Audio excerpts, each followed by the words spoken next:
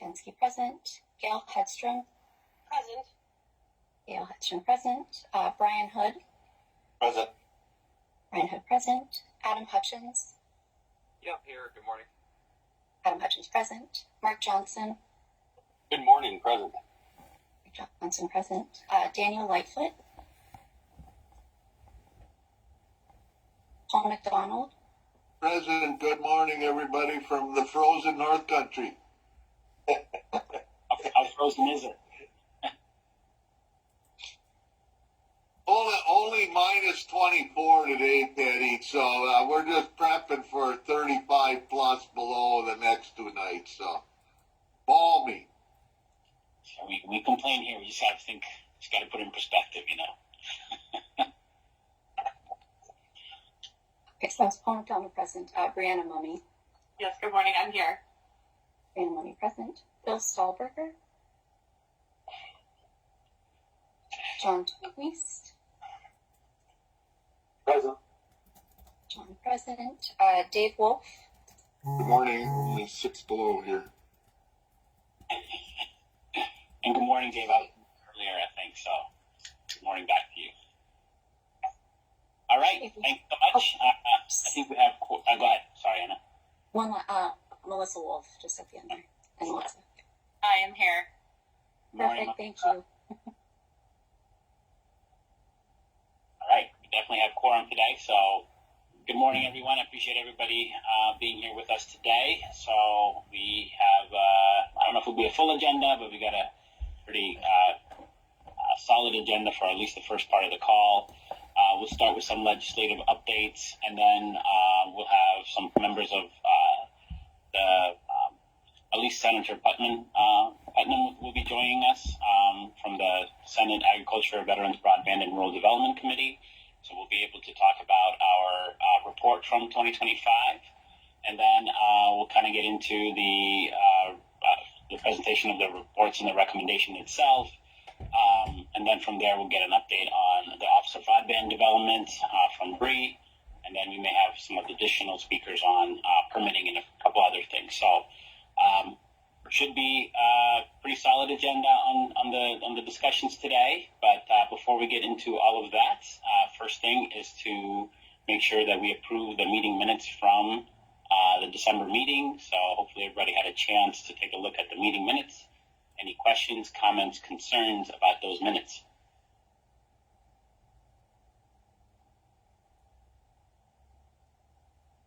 Okay.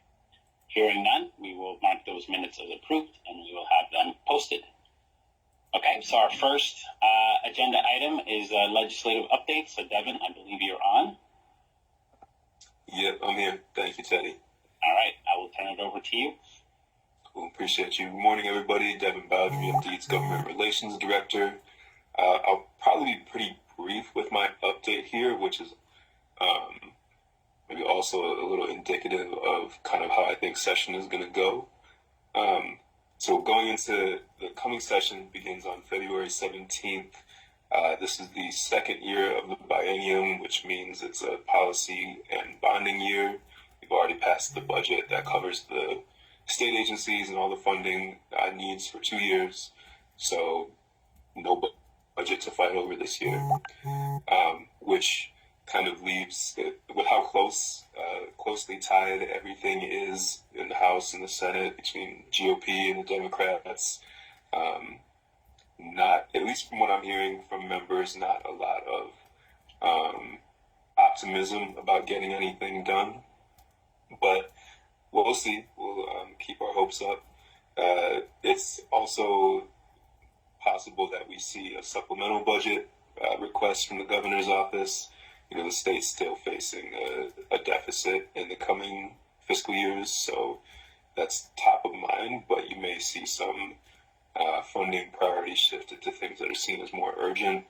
And right now that's fraud prevention, capital security, and any major shortfalls in programs that come up. At least that's what I'm hearing right now.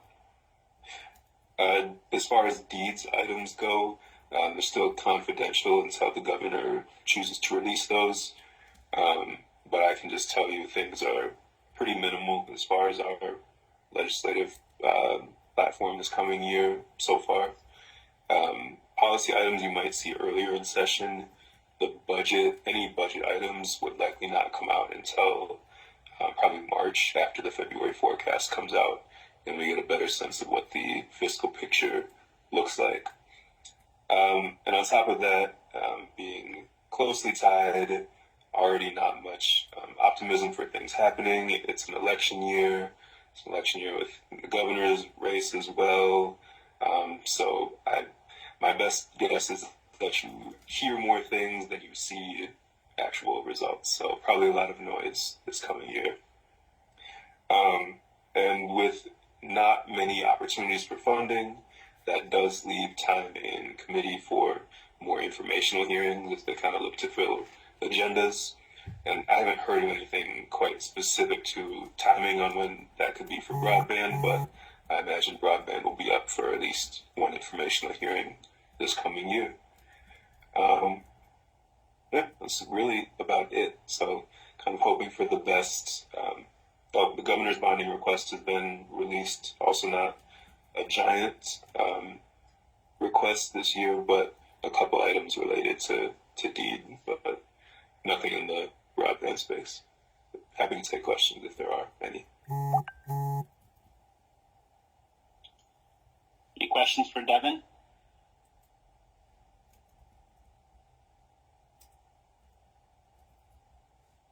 Of course, there's no funding, Devin, so there be any other legislative things to talk about around broadband?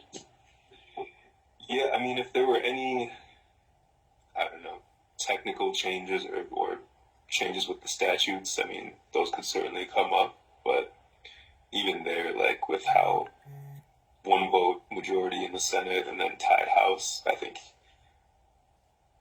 the odds of even passing things that are pretty close is still tough. And it depends on how things maybe get packaged together or things get run on their own track. I mean, broadband has always had a good place and good bipartisan support, but yeah, who knows this year.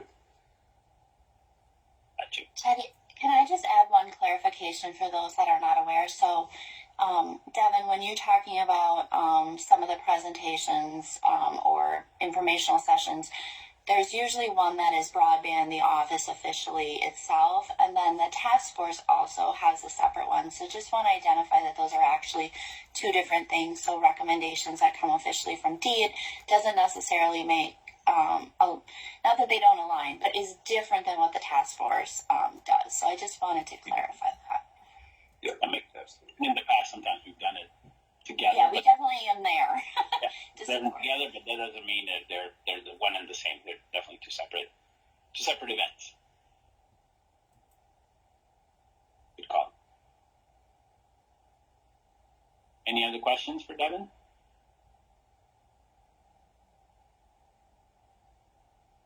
All right. Thank you for that update, Devin. Yeah, thank you. So I think we still have 8 minutes. We have our guests join us. So in the meantime, Bree, do we just want to start an update and then maybe we can take a pause? Sure. Yeah, why don't I just start? I'll just start with the BEAD update, and then we can do the rest of the updates. That should fill a good amount of time and take questions. So I would just say, so as a reminder, we received final approval on our BEAD final plan that was submitted, that was due on September 4th. They approved it on December 19th. However, we are still waiting for NIST, which is the National Institute of System, blah, blah, blah. It's part of Commerce, but they do all of the budgeting components. And we are not alone in that. There are many states that have NTIA approval, but not the NIST approval.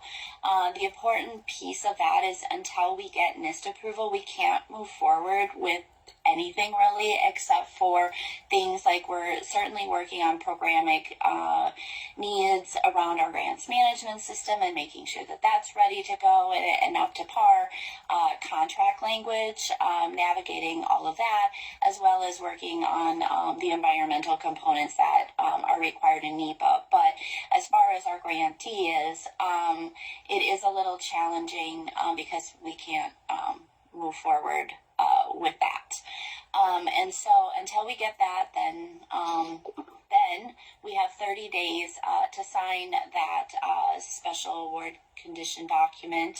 And one of the things that I am working on and we are working on is some other states that received their new contract around the BEAD program received their guidance and requirements with the grant and have shared with other states. And there are things within that contract language that potentially conflict with state law.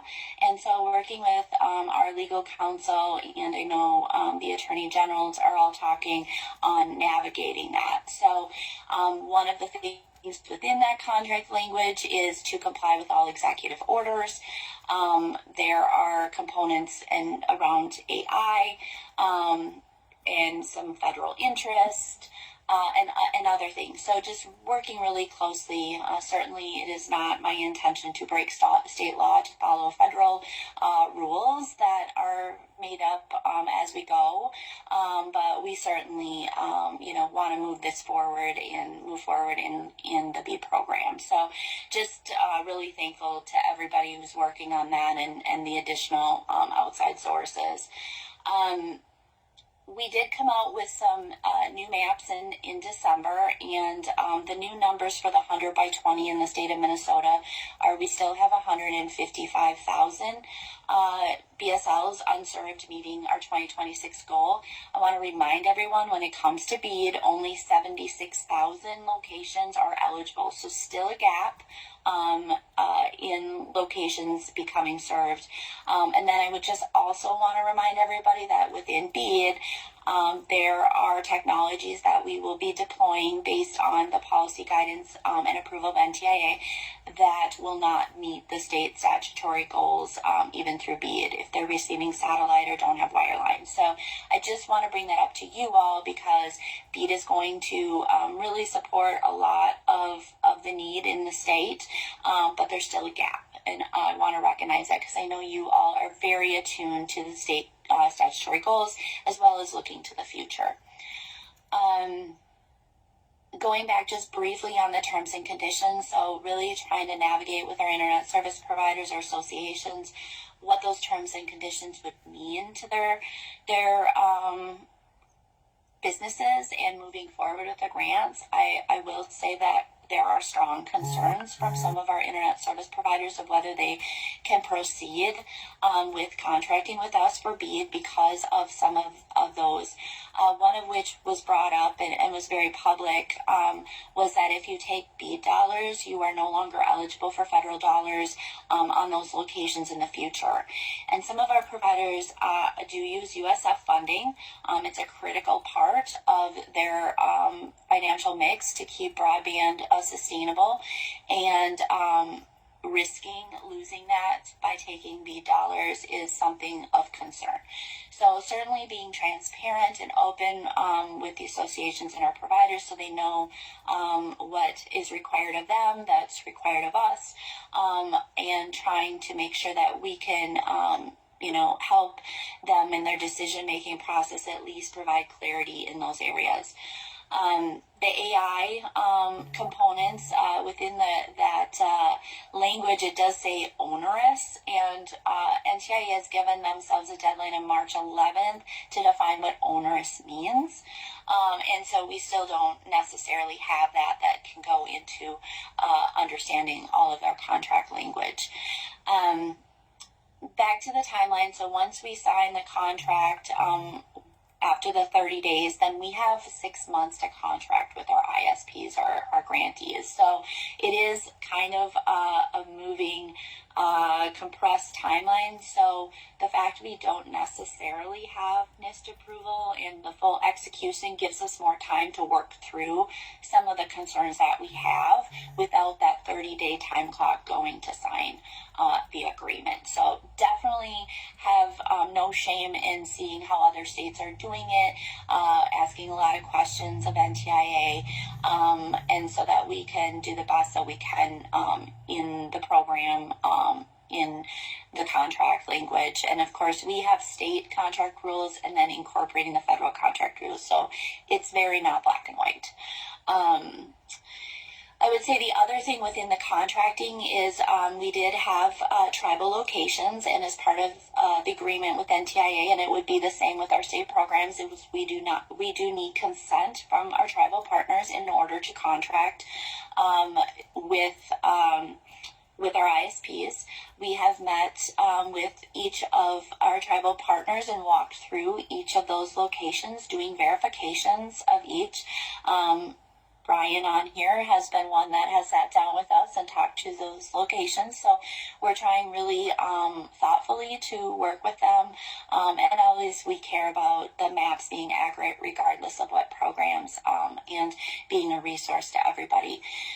So again, just know that this is something that we will be working on. If we do not get consent, then we do not move forward with those locations. That is not a decision we make. That is a decision the tribal partners will make. I will just also say they have brought back, NTIA has brought back some of their summits. So they do have a summit in in March in DC. So a couple staff members will attend that. Hopefully, we always enjoy them because we get to talk to other states, but we're hoping that the content is really robust and will help with compliance and permitting and etc. So appreciate that they're bringing that back, and really hopeful that that provides some guidance in March. Let's see, we have with all of this, again, talking about the locations, it's confusing. We do have the ability to do some specialty mapping based on county, where BEAD is going, where it's not going. So if you're talking to any of your partners or within your county, you need anything, reach out. It's likely we may be able, if we don't already have that, to do that. Anna has been excellent providing information even to the Ag Committee staff. So please reach out if you're not seeing something. But the program is pretty self-sufficient. I mean, it's user-friendly. And then yesterday I did participate in a broadband breakfast panel, and we can certainly pop the link in the chat. That was an opportunity to talk nationally. There was 7 states talking about BEAD and where they are, which I was part of. So if you want to learn more and hear how other states are handling things, or just the general tone of BEAD, please feel free to watch that or listen to that in your free time. And then the last thing I'll just add before taking questions is we still have not received any guidance on the non-deployment fund. So as you know, we aren't using the whole $652 million for deployment because of the policy changes and the technology requirements. So there are additional funds that are left, about $250 million, which is what NTIA calls non-deployment. So it's not going to the broadband infrastructure. We, myself, other states are thinking about what other kinds of infrastructure support for infrastructure that the administration might be interested in as we do get guidance on the non-deployment funds, if states are allowed to keep it.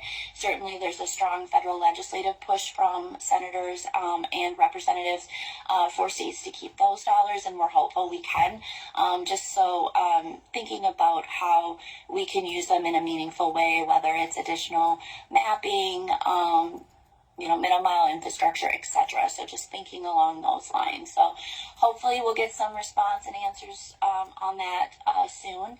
It has been very confusing, again, to explain to folks why a certain type of broadband technology they will be getting, and yet we have funds left over.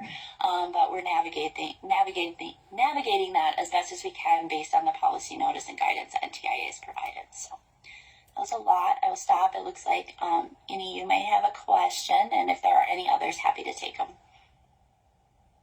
Yes, I just wanted to know about the NTIA conference in March.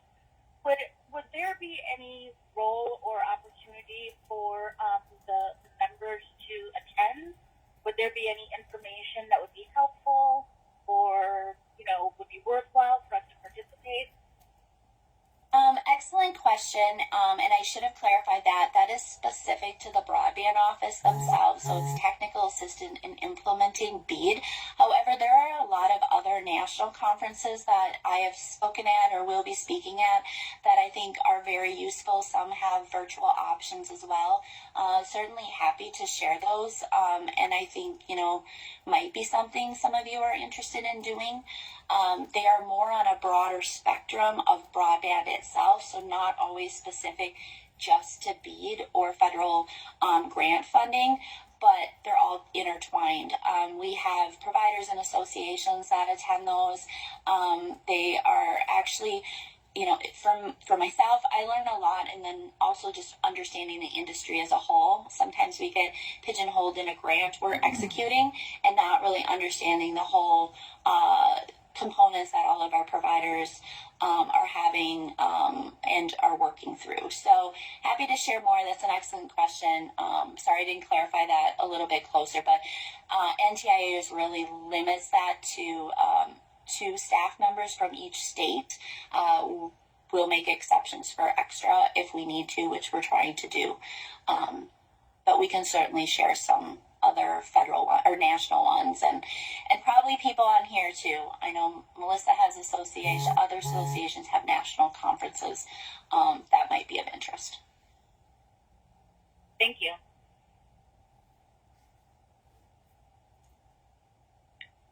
Other questions for Bree? Was there any indication, Bree, on the NIST, like when NIST would get back, or is it unclear? It's unclear. The panel I was on yesterday, of the 7 of us, only 2 had NIST approval. Some have been approved prior to us on December 19th, others after us. It's really unclear, and I don't know if it's a combination of loss of employee and staff at NIST itself, backlog, the complexity of it all. I don't think, the good news is Minnesota is part of all of the mix. So, it's not, specific to Minnesota or something that, they're waiting on necessarily from us alone. Got it. And I would just reiterate, though we want to move forward, we also, the longer it takes, the more we can work out some of these complex questions and concerns we have. But I think, if you're listening to all this and you're going, when our shovel's going to get in the ground, between the permitting requirements, the contracting requirements, this alone, I think we'd be very optimistic if we could get a few small ones by fall moving. But unfortunately, realistically, with all of these, the policy notice changes and everything, I honestly think it's going to be more in 2027, which is not happy news for people who continue to wait for broadband. Sure, for sure. Okay, so even after this, there's other steps. Yeah. Got it. All right. There are updates on the office, but before we go there, any other questions on BEAD for Bree? Okay. Ted, it looks like I think Anna got it too, but just got an email from the committee staff. He is still planning on joining, but got caught up in some of the stuff going on in the state, so he's running about 10 minutes late. So I'm happy to keep going if you'd like me to, or if you want to go. Okay. No, just keep going. I was looking at it, I didn't know if the name was going to be different or whatnot, but yeah, if you got that notice, just keep going, and then we'll just keep looking out for it. Great. Anna, would you mind while I talk, just responding to Nick? Thank you. All right, so just a quick update on our Digital Equity Act funding. As you all know, that that was ended for all states. But I did want to just share that we did receive final approval for our final capacity grant draw. And what that means is we are on a reimbursement level with our federal payments. Once that was halted last year, we were not able to draw our final payment or a payment, and we had to provide a lot of closeout documents and whatnot. We were given the okay earlier this week to do that final draw, so we will do that as soon as possible. And then essentially all of the dollars, at least, that we've expended with the digital equity capacity grant as of right now will be reimbursed, and we will have that and kind of made whole at this point. There are still, a lot of uncertainties around that funding, if the states will receive it back, all of those things, but at least at that point, the state has been made whole financially. And then the second part of that is prior to the capacity grant, if you recall, we had a planning grant to form our digital opportunity plan, and we had closed that out prior to capacity. That was about the $800,000 grant, if you recall.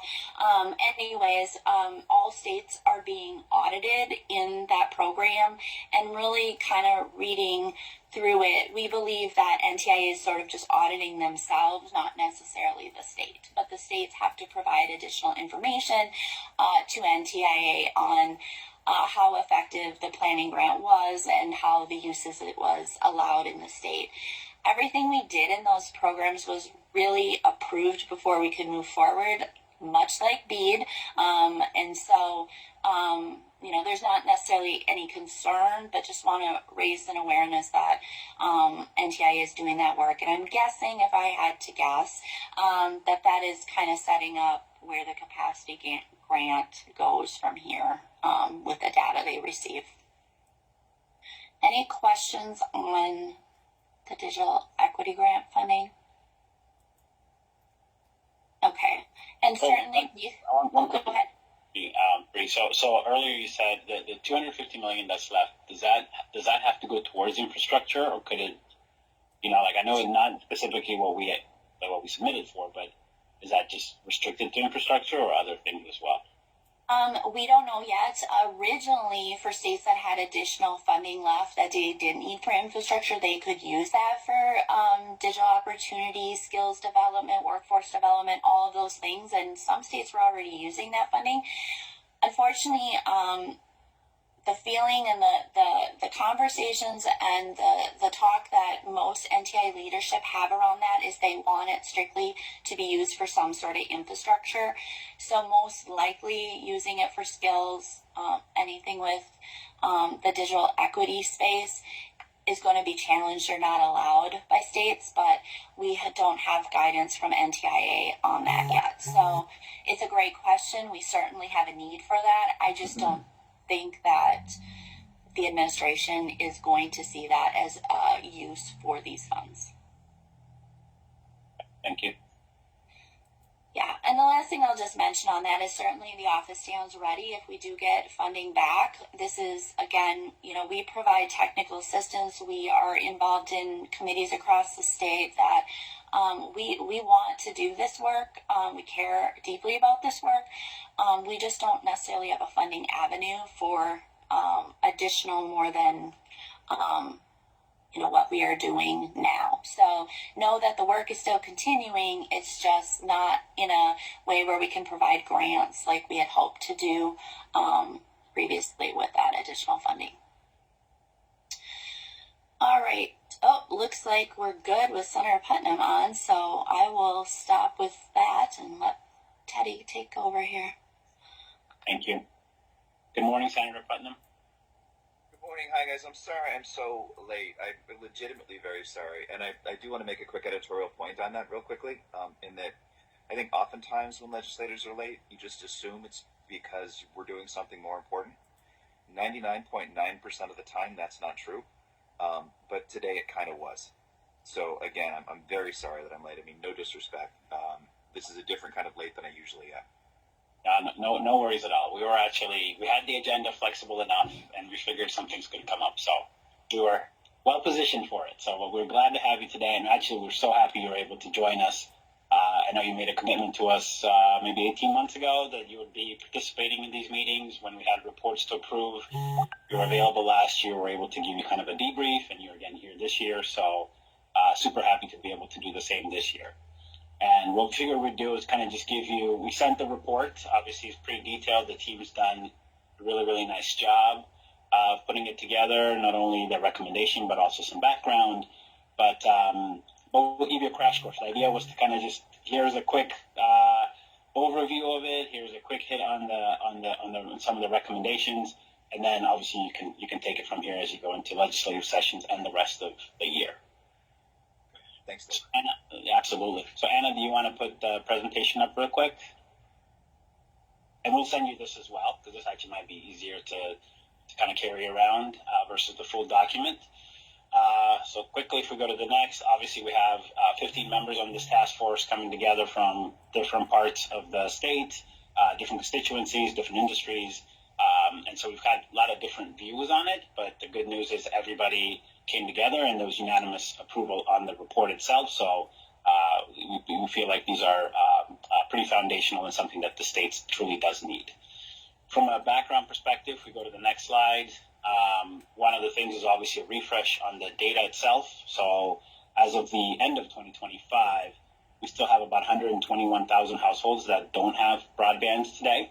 And there's about 155,000 households that are considered underserved, right? So they don't meet the criteria of at least minimum broadband coverage that we should be having for those households. Lots of different reasons. There are different parts of the state. There's parts of the state that are more challenging from a terrain perspective. There's other more workforce shortage issues, permitting delays. One of the things that the team is constantly is talking about, and you'll see it in some of the recommendations as well, is the absence of a sales tax exemption for broadband material, which makes it more expensive. So a lot of the broadband providers are, particularly in rural areas, have a harder time being able to secure the material at an affordable cost and then offer a service that pencils out at the end of the day. That said, there are some really positive things. The border-to-border program has been great, and they've been working on the sort of the BEAD submission. Even with changes in administration and rules, they've been very, very flexible and kind of rallying around what needs to get done. I believe we're sort of in the thick of it now, and most things have been submitted and just waiting for approvals and then providing information when needed. So Bree and the rest of the team are doing a phenomenal job from that perspective. Another bright positive spot is the line extension program, which we continue to offer, and that's something that you will see in the recommendations as well, that we continue to do that. Obviously, for the harder to reach areas, households or businesses or individuals can reach out and make sure that, hey, there's a line, but however I'm not able to take advantage of it. Can we do an extension? And that's something that the Office of Broadband Development reviews, and that's been really well accepted by folks that have always been challenged getting broadband to their individual locations. But as always, there's a lot of demand, and the demand always is above or more than the available resources. Throughout the year, we've met 10 times in 2025. We've heard from a variety of different presenters, so Department of Labor. We've heard from line extension grantees that have given us a little bit of their experience. We've looked at a variety of digital access initiatives. We were also part of FarmFest, and we had a meeting actually at FarmFest where we had our normal meeting, but then we were able to hear from a lot of different folks that are in rural communities that ask us a lot of good questions. We heard from services from the deaf. We got some national updates. And then we also spent one meeting, which I think this would be something we could do even with you at some point, is we actually went to a telecom construction company and actually saw how they lay fiber down. And we actually got hands-on, not only saw how it's done, but they also gave us a little bit of hey, why don't you do it? And got into some of the excavators and some of the splicing, which is always interesting. And it was a wet, cold day, so we even got the experience of when it's not nice outside, how difficult this work can be and how talented those individuals are. So that was really good. And then finally, really around computer ownership and what happens if, yes, you may have broadband, but if you don't have a computer, what happens? And we heard some feedback around that. So essentially, we kind of gathered all that information, and then we reviewed the report from 2024, looked at the progress that's been made on those recommendations, and really came up with 2025 report itself. We broke up into two subgroups, and then one was around availability, economic opportunity, and workforce development. And then the other one's really around recommendations on mapping, policy, and funding. So with that, what I'll do is we had two subgroup leaders. First, I'll turn it to Mark Johnson, who can cover a little bit of the recommendations around affordability, economic opportunity, and workforce development. So Mark? Very good. Thank you, Teddy. Good morning, everybody. Our group, Affordability, Economic Opportunity, and Workforce Development, and we looked at it, and for many years, the task force has recognized that there's a number of issues around broadband access that go beyond just the delivery of service to a customer's doorstep. And Teddy mentioned some of the folks that we've heard from this year and in past years, groups that are concerned with affordability, with digital skills, other barriers to access that exist even if they have the service. We understand issues around shortage of skilled workers to build and then support moving forward the growing broadband infrastructure. And we want to ensure that the economic opportunities of a connected world are afforded to all Minnesotans. So as we developed our portion of the report and the recommendations, we looked to ensure affordability, maximize economic opportunities, cultivate a skilled workforce, and invest in digital skills and adoption. So those were the areas that we felt was the purpose and sort of what our subgroup was all about. And if you go to the next slide, the meat of what we came up with in terms of recommendations are outlined here. And I guess the first one, we talked about the affordability issue and modernizing federal affordability programs. We recognize that there is an existing federal lifeline program that, we lost the Affordable Connectivity Program, the ACP program, which was difficult for a lot of Minnesotans, and we heard some of that testimony during the year as well. And while we could look at establishing a state program that's similar, there's already an existing federal lifeline program that could certainly be enhanced to take the place of that ACP and to address the affordability issue. So while it's not a state issue, what we talk about is encouraging state leaders and advocacy groups to lobby for federal changes with our federal legislators to improve that lifeline program, to bring it more in line with what the ACP program was, which would ensure affordable broadband access for low-income Minnesotans and, of course, everyone around the country, and help prevent service cancellations due to cost, which we saw happen when the ACP program was dropped. We had providers who lost customers because those subsidies were no longer available for low-income folks and for tribal folks. So that was the first recommendation we came up with. The second one, dealing with workforce development, is to encourage funding and development of career and technical education programs or apprenticeship programs with Minnesota schools and colleges in tandem with our partners in the field who are doing this work to build local capacity for broadband deployment, and I would add support of the broadband infrastructure in years to come. And then the encouragement of grant, if there are programs developed for this, encourage those programs to implement workforce best practices, prioritize local hiring, and ensure jobs created are family supporting with fair wages and benefits, which of course is what we want for everyone.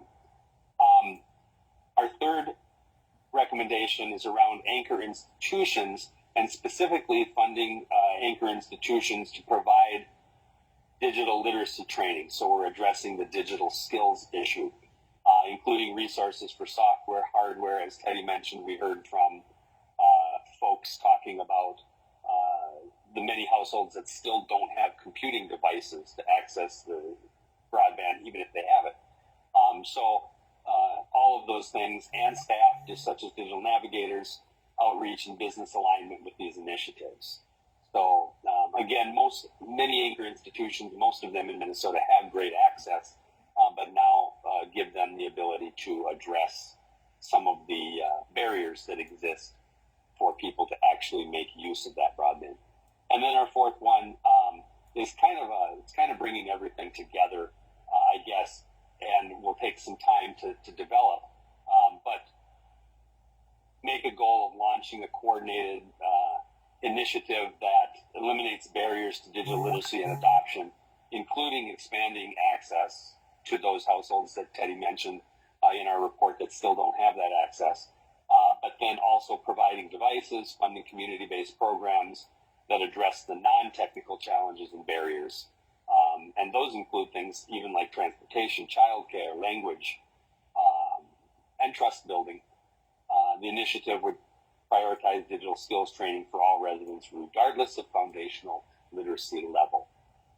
So those are the areas we'd like to see move forward in the next, the coming years, as we work to address those issues beyond getting that access delivered to the doorsteps of all Minnesotans, which obviously is a priority as well.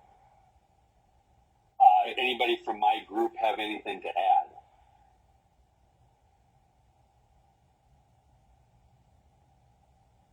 Okay, I will. Oh, yeah, thanks, Dave. Yeah, thank you, Mark. Let's move on to the mapping, policy, and funding. So, Melissa? Thanks, Teddy, and great to see you, Senator Putnam. Thanks for joining us. So first, I just wanted to recognize and thank my subcommittee group members. So that's Brianna Mummy, John Tweest, Paul McDonald, Daniel Lightfoot, Brian Hood, and Steve Fensky. It was a pleasure to work alongside of them, and I really appreciate the thoughtfulness and expertise that they brought to our discussions and recommendations. So on this slide, you'll see our statement of purpose, and I won't read it fully, but at its core, what we discussed, our charge is to really advance digital access, opportunity, and inclusion across Minnesota. And that means coordinating state-supported efforts, making smart use of the policy tools that are already available to us, and strengthening partnerships with communities, nonprofits, local leaders, and ISPs who are truly at ground zero for broadband deployment. And of course, that means continuing to push toward, and ideally beyond, our statewide high-speed broadband goals so that every Minnesotan has the connectivity that they need. To support our purpose, our group focused on really 3 key areas and recommendations, and these will sound familiar because they do closely align with what we, some of the priorities that we outlined in last year's report. But I agree with Teddy in his comments in the opening that I see that as a strength. It shows that we're not just setting goals, but we're tracking progress. We're trying to adapt to what's actually happening in Minnesota and nationally, and then ensuring that our work reflects some of the real world conditions in broadband deployment and access across the state. I think it also helps reinforce accountability, but also credibility for the Office of Broadband Development, and keeps us grounded in what the original intent of our statutes and the border-to-border grant program and this task force are. So moving to the next slide for our recommendations. So our first recommendation is to advance inclusive broadband deployment. We want to see that deployment strategies are truly reflecting what communities need. And for deployment, that means prioritizing on and underserved areas, which the Office of Broadband Development has done a fantastic job of doing. For inclusion and opportunity, we discussed that means supporting organizations that are already doing this work on the ground, and how the state can help kind of identify and coordinate those efforts and resources so they're not duplicated but are strengthened. And then for the legislature, again, as Teddy mentioned, that can also mean looking at some of those cost reduction strategies like sales tax exemptions for broadband and conduit. especially in rural and remote parts of the state where that deployment is most expensive. I think we came to the conclusion that if we want equitable outcomes, we have to be intentional about how and where we invest and utilize and strengthen some of the resources that we already have.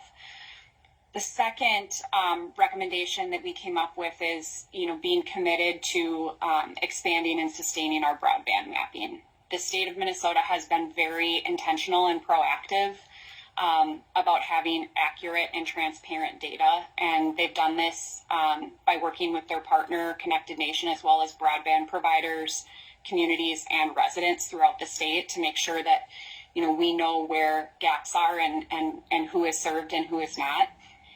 Obviously, accurate and transparent data is the backbone of good policy, and mapping helps us understand, like I said, where those service gaps are, what infrastructure exists, and where investment might have the greatest impact.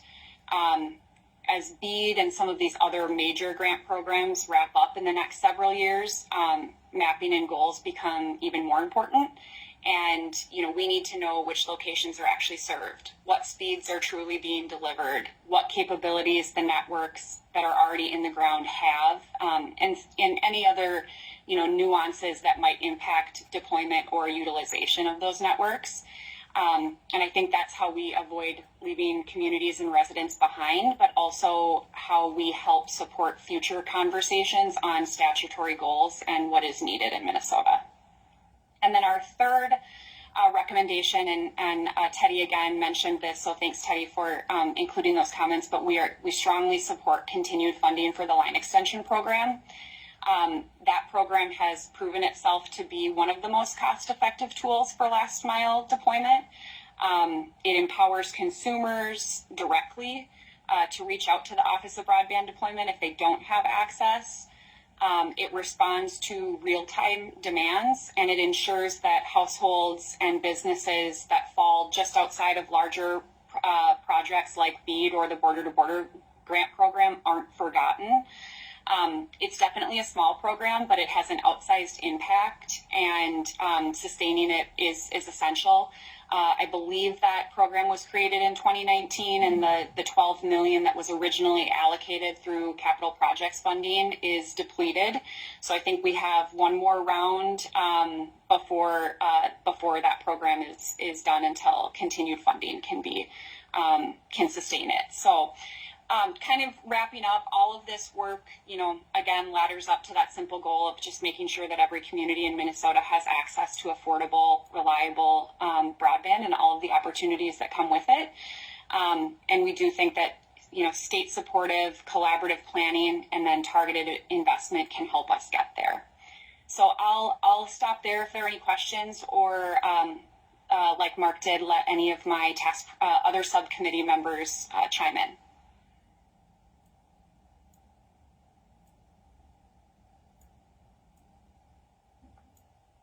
Okay, great. Thank you, Melissa.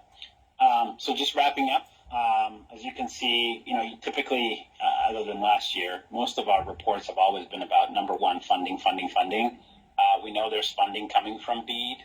So what the task force really focused on was really around, okay, that's coming, although we did hear even news this morning that, as that is still delayed. So a couple of shovels maybe in the ground, like in the fall of 26, but it's really spring of 27 that we might see real work happening. We recognize that and understand what that means. But the real thing is, okay, once we do get connectivity, and for the ones who already have it today, what does it mean? Like, how do we make sure we make the most of it? How does it revive or revitalize rural communities? And so that's the big push, right? And so that's the area where we really focused on. Of course, workforce development, some of the permitting issues, and of course, this last mile. If there's any funding, it's really on this last mile connection. That's the pieces that we've highlighted in our report. So we're excited about it. And of course, as Melissa said, the Office of Broadband Development does a nice job with mapping, because as things progress, it's important to be able to map and know where we are. And then one of the things we'll be focused on in 2027 is going to be what should be the speeds that we propose for the future. So 100 by 20, is that kind of the standard today, but as we speak to more and more and how people are using broadband, we're approaching the gigabit speed, and that's what's required for some of the newer things going in. So we'll just have to take a look at that, and of course, set a horizon and put some ambitious goals out there, or recommendations. So we will do that throughout next year, and then follow up on sort of what's happening on a day-to-day basis. So with that, that's our report in a nutshell. Those are our recommendations, and I'll just turn it over to you for any questions you may have for us. Well, thanks, Teddy, and thanks, Melissa, Mark, for your updates. This is super fascinating. I did, Bree, the excellent, amazing Bree, gave us a briefing on where her office is at just a couple days ago. So I appreciate this sort of second layer of information, because you did expand on some things that she mentioned earlier, too. And I do want to say how much I very much appreciate the holistic approach to access, because access without the ability to use is not really access. And especially your interest in places like libraries and these kinds of places, and expanding digital literacy, because you can have the plumbing but not know how to use the water in a way that's helpful. So I very much appreciate that general overall approach. I did have a couple sort of very quick questions that you may or may not be able to elucidate for me. They're more curiosities than anything else, and they're sort of backward looking, but I'm sure you don't remember this, but recently, in the past couple of years, we've talked a little bit about labor and workforce training. No big deal. It sort of came and went. Not controversial at all.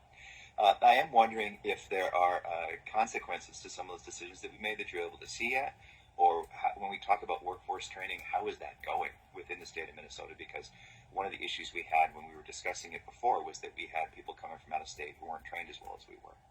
So I'm wondering if you're able to see any consequences from some of those decisions and the nature of that workforce challenge now, because that's something that's pretty important to me. So I'm curious if anyone has any sort of updates on that front. For sure. Mark or Adam, do you want to take that one? Yeah, I wonder, Adam, do you want to address that? That's kind of your area. Yeah, I can go over a couple of things. I know there's over 20 approved plans, and I think that number is actually low. Melissa might correct me; it might be over 30 now. Approved plans, telecom being one of the larger ones. Universal Services is a provider. The laborers, the operators. There's a variety of different versions of it, but it's well underway. Nobody's going to like to hear this, but the cold makes good training weather. So it is underway. And super trained this weekend then, huh? Yeah, so people are underway. I get calls from out-of-state contractors on a weekly basis. So the word is out, and we have not seen the full implementation until, the thaw hits. But it's underway. Melissa probably has something she'd like to weigh in on, I'm sure. Well, I would just say, as you know, part of the conversations we had last year actually pushed out the deadline for enactment of some of those standards, and so that actually just happened earlier this month. I think it was definitely needed, because certainly, when we were in the field this summer, there were quite a few people that did not know still that this was coming, and that they needed this training and certification. So it was very helpful in just having that extra 6 months to educate. So I do agree with Adam. I think the full picture of what that looks like we'll see coming up this construction season, with ensuring that most people do have this in the field, or those that need it. Some of the questions you have on out-of-state contractors, if that's helping that situation. So I think we'll see more of, what that program, implementing that program this coming construction season. Okay. Thanks. Another question. So one of the other things that I was curious about from the presentation is that, and I'm sure you have them, but are there specific permitting concerns? Because I think sometimes, and this is just my little editorial, when we talk about permitting or regulation, we talk about it in the abstract as this massive bugaboo, and that's not super helpful sometimes. The more concrete we can be, the more specific we can be about a permitting concern, the more likely we can be to address it. So are there specific things that you think that we might be able to work on that would help in the permitting front, or is it just the general approach of permitting organizations that we're concerned with? Great question. The benefit I have is I have several experts, right? So I don't know if Melissa or Dave would have some specific recommendations on that or instances?